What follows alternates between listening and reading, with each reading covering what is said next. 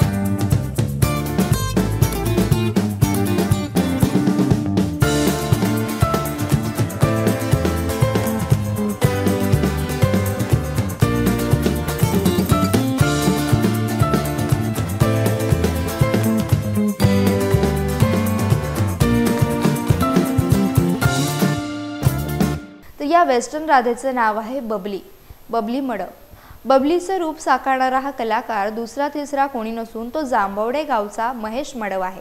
महेश हा नोकरी व्यवसायानिमित्त मुंबईत राहत आहे। तो देखणा असून त्याला लहानपणापासूनच नृत्याची आवड आहे। स्त्रीवेशातील ही बबली घोडगे, जांभवडे, सोनवडे आदी गावात जाऊन शिमगोत्सवात रंग भरतीये। या बबलीच्या अदा आणि सौंदर्यावर अनेक जण घायाळ झाले असून बबली सध्या अनेकांच्या स्टेटसवर दिसतेय। बबलीच्या नृत्याचे व्हिडिओ सध्या प्रचंड व्हायरल होत आहेत।